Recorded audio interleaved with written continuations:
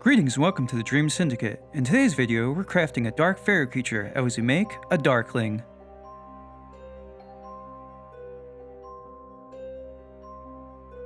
Before I did any building or crafting, first I sketched out some designs for the character and did some mock-ups for what colors I might want to use for him.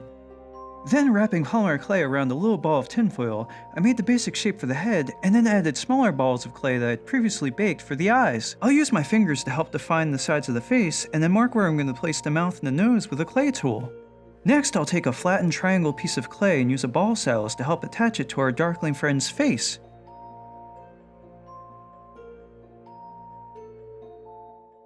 I usually like my characters to have a heavy brow, so I'll add a strip of clay and use a tool to blend it into the brow ridge.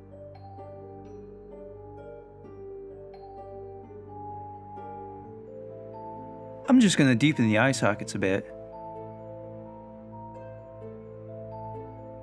And now I'll take my ball stylus and refine the brow shape and add some furrows.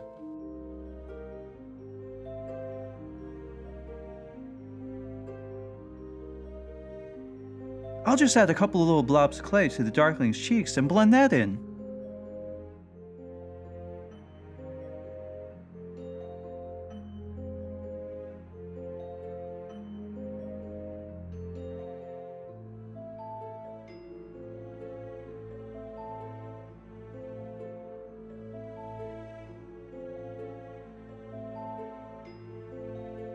We'll use one of the smaller ball styluses to go digging in this little guy's nose to form his nostrils. Now I'm spending some time flattening out the side planes of the nose here with a much larger ball stylus tool. I'll leave links in the pinned comment where you can find all the standard tools and materials I use in my art doll builds.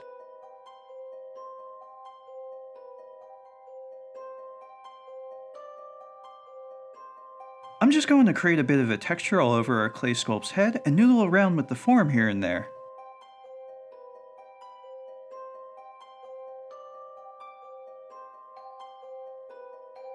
For the lower and upper eyelids, I'll add mini strips of clay and flatten them out around the form of the eye. I create sort of a raised ribbon of clay for the parts of the lids closest to the eyeball, as well as adding some furrows that'll look like tiny wrinkles.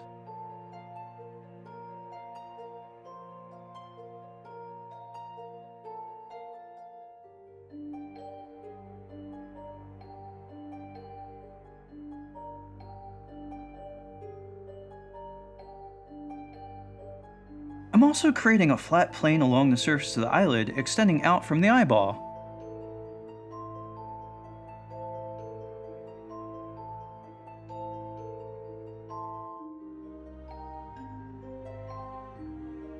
Now I'll just go and refine his mouth and lower lip a little. I'll draw a couple of lines to mark off the ear's placement, and then add flat, teardrop-shaped blobs of clay to make the forms of the ears.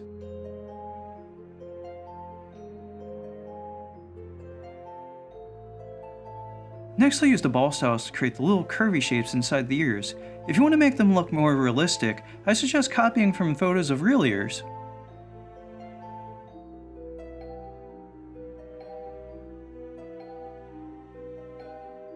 For my sketches, I decided that I wanted the Darklings to have tendril-like hair, and I wanted it to be posable. So I twisted armature wire on itself and kind of paper-mache'd medical paper tape around the pieces that I'm epoxying into the sculpt's head.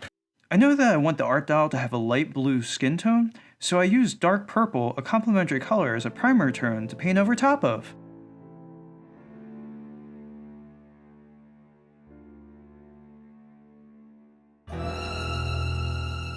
If you want to join me in making imaginary reality, don't forget to subscribe and hit the bell icon.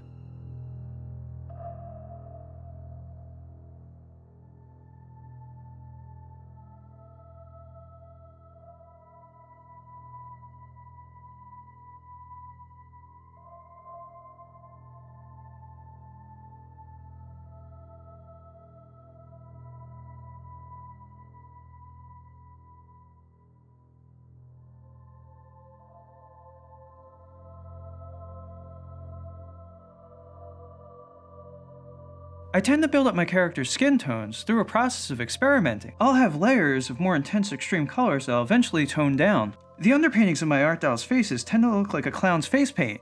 The Dream Syndicate is a world that I'm slowly building, and Darklings are creatures that exist within it. I'm doing small pieces of writing here and there that help bring the denizens to life. Here's a little piece of writing about Darklings, and there's a children's rhyme about Darklings at the very end of the video.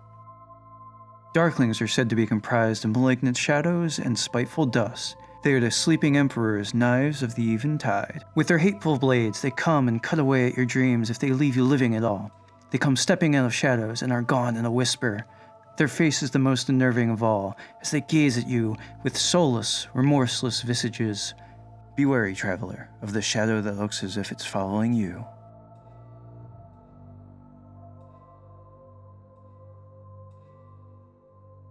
Here I'm laying in a flesh tone that's going to be a lot closer to the final skin tone that we're going to go with.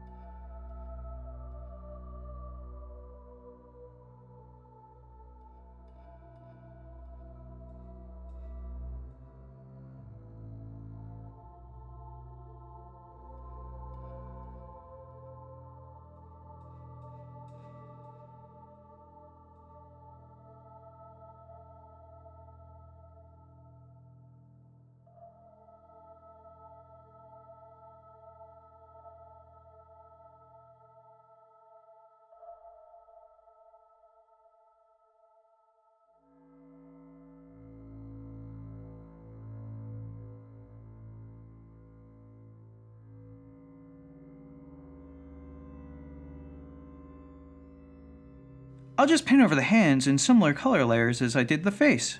They were made from paper tape with acrylic matte medium over aluminum tubing and armature wire. The process for making hands like these would be complicated enough that it would need its own video, but let me know if you want to see such a thing down in the comments.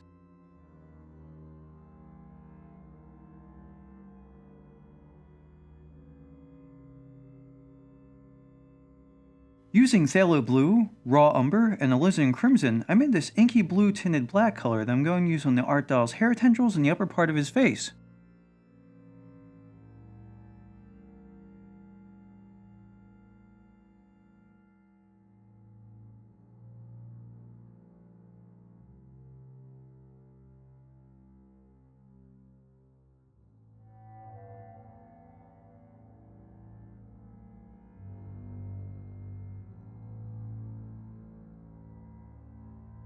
Now I'm going to apply a few coats of gloss varnish on his eyes and lips as a finishing touch.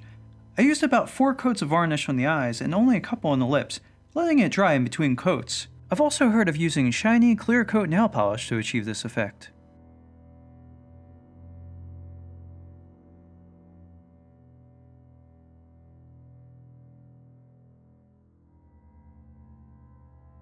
I'm making the clothes by taking measurements from the art doll build and sketching out the shapes that were needed onto the fabric. I did some light distressing of the fabric with some fine-grained sandpaper.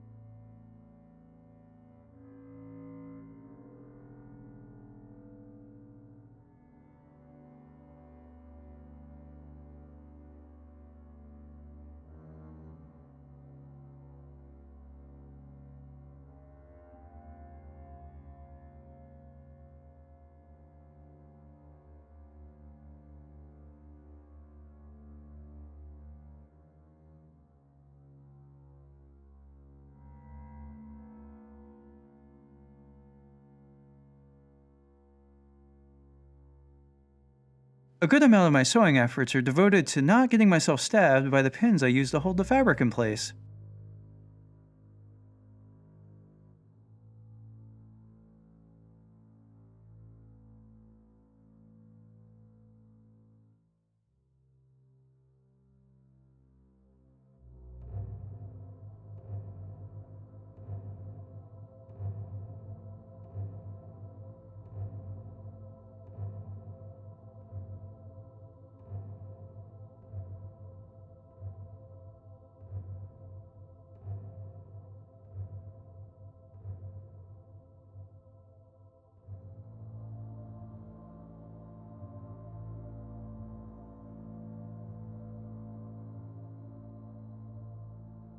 Rather than make a fully functional belt, I cheated a little and sewed a button to the front and just sewed 2 thin pieces of faux leather on the back.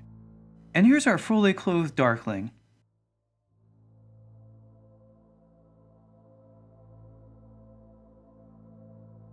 Next, I'll take a few pieces of thin wool fabric and make him a little cloak.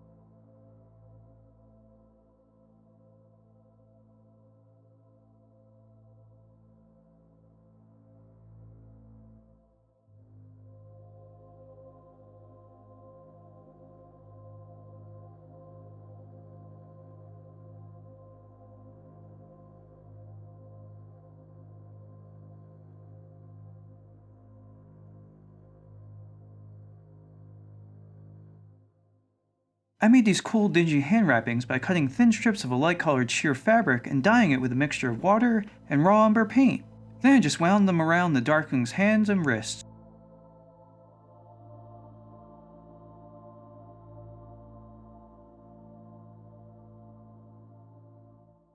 I'll call these hand wrappings a success. Just look at how neat they are.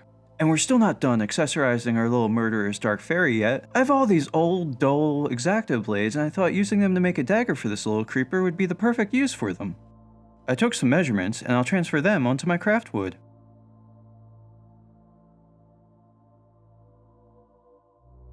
And then I'll just saw off the pieces that'll make up the dagger handle. I'll just go ahead and sand off any rough edges. Next, I'm carving out a little furrow that I traced from the squared off side of the X-Acto blade. First I made small channels in the wood, and then I ran my blade across to hollow the wood out.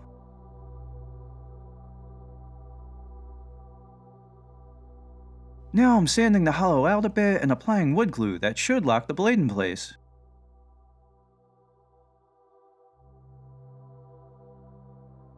I'll sandwich the blade between 2 pieces of wood and then use some clamps that I had laying around to hold everything together overnight.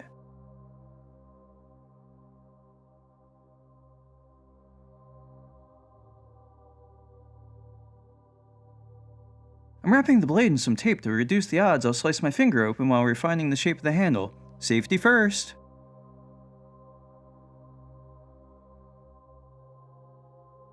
Then I'll stain the handle a darker shade of brown using some ink. Shadows bide and shadows lied. Shadows lurk and shadows slink. Shadows stride and shadows hide. Shadows trick and shadows prick. Shadows take and shadows wake. An Afrayan children's rhyme. If you would like a print of the Darkling, I'll put a link to where you can purchase one. And here's some finished shots of our dark fairy creature.